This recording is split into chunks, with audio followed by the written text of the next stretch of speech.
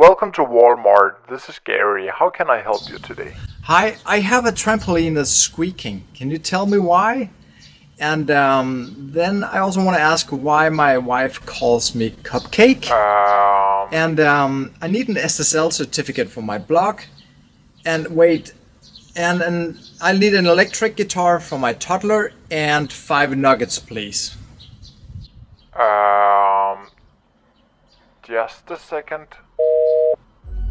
Almost 1.5 years ago, I started a site kind of like this. It was just all over the place, like topic-wise. And I wanted to see if I could get a site like that started in Google, if it would eventually rank when there was no, what you can say, niche or topical relevance. I was just writing each article around something new instead of going with what you can call a category or a cluster or just a group of related articles.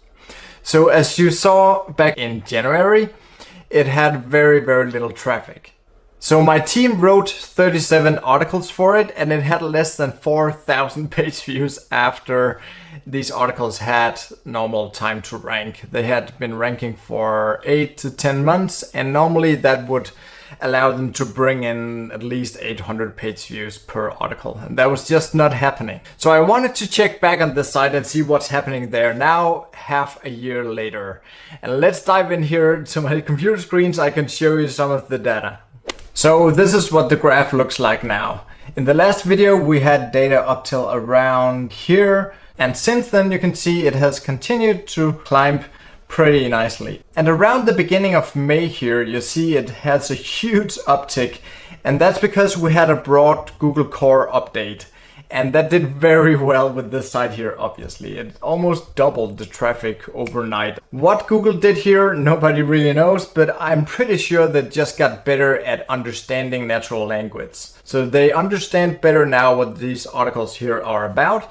And that goes very well hand in hand with what I showed you guys last week, my thoughts on what's happening in Google here in 2021. We see so many updates in Google, core updates and updates they don't really name, but we see fluctuations and we see smaller sites and newer sites grabbing traffic from bigger sites, or at least that's what I believe. And this is just another example from one of my sites. I also see this across some of my other newer and smaller sites getting upticks when there's some of these Google updates. And my bigger sites are losing a bit of traffic. So it makes sense to assume that Google is just getting better at understanding what each article is about on a deeper level, a better understanding of the content, and they would have to understand what these articles are about because there's just no topical relevance on this site. You know, these articles are all over the place topic-wise. Now let's take a deeper look at the data here. So you can see here there was a huge uptick here, and let's just look at the last 30 days. It had close to 13,000 page views. So that's a lot more than the around 4,000 page views I saw in the last 30 days 8 months ago. So it's definitely growing pretty nicely and I like that. But it's also interesting to see just how slow this site is growing here. I mean, this site is almost 1.5 years old and it just takes so long time for a site like this here to rank because Google has no clue what this site is about other than really understanding each article. And here's the time frame in Google Analytics before we saw Google Search Console from the very beginning. There's this empty spot here and that's just because the tracking got lost. And there's a spike here and that's because there was a little bot attack. But I want to show you guys 2 articles. One article in particular. This one here was actually one of the very first articles on the site. It was posted in March 2020 and see how it took almost 1.5 years before it starts to take off. And this spike here is also the bot traffic. So it's not like it has been shared on social media or all of a sudden it got a huge amount of traffic from Reddit or whatever. It just took a lot of time and it's just interesting to see that eventually it will rank like this. And here's another article I want to show you. It's the article that has the most traffic on the site right now. You see it has pulled in close to 20,000 page views now. And over the last 30 days, let's see the exact number here, it has pulled in 2,500 page views. That's pretty neat. And there are like 2, 3, 4 articles like this getting a couple of thousand page views per month, and a lot of articles that are still rising. Let's go back to that first screen here. You'll see how it's still growing. And here's the same data in Google Analytics. You'll see how it grows pretty nicely. And I should say, we have not posted any more content on this site, just the first initial 37 articles that we posted pretty quickly within the first month or two. So some of these articles are close to 1.5 years old now. So I still think this site here is pretty cool, and I like the test case just to show how much this topical relevance means to a new site.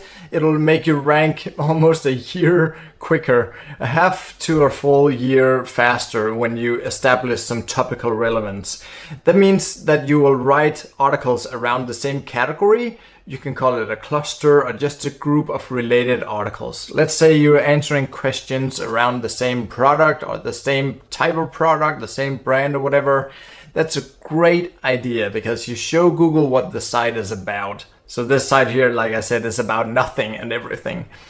And it just takes so much longer when you don't establish that early on.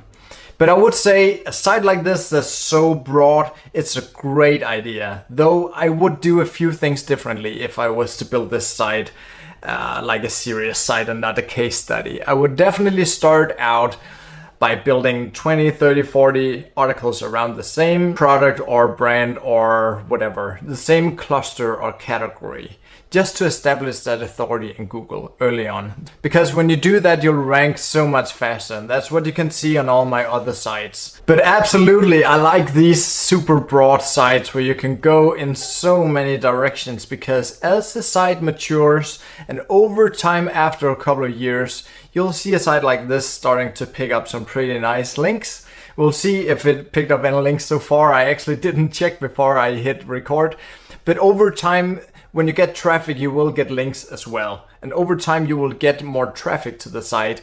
And then it's just nice to be able to continue building the same site. So you don't have to start a new site because you dried out all the topics. Because if you're writing just about specific lights for cameras or whatever, just something that's very limited in the scope of that niche, you'll run out of topics eventually. Maybe you can post 100 or 50 articles to such a site, and then you have to start a new micro site. And I really don't like these micro niche sites. Of course, you can establish great topical relevance on a very niche site, but you can absolutely do the same thing on a broad site. You just start with a part of the niche and build out that till you see success, and then you need to make sure that the domain name is not a limiting factor, because you don't want your site to be called something like best camera gear or best light bulbs. You want to call it something much broader so you can venture into something else and broaden out the site as it gets bigger and as the site matures. Because when it starts to get momentum and authority in Google, you want to be able to keep building it. Now I'll go and check if there are any backlinks to the site yet. I didn't check, so I'm pretty excited about that. So 1 second.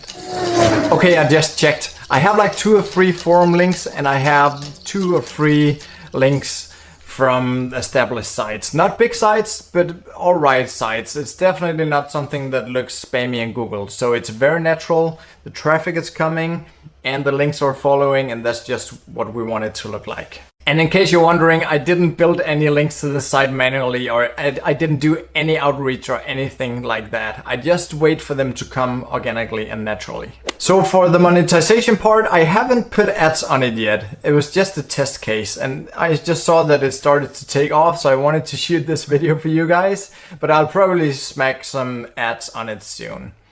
It's not tied around products or anything that's really commercial, so I don't think it will do really well with ads. It is focused around an American audience, though. I always do that because, you know, if it's a good test and if it works out, if it continues to grow, I might consider building this site up to something big and just sell it eventually.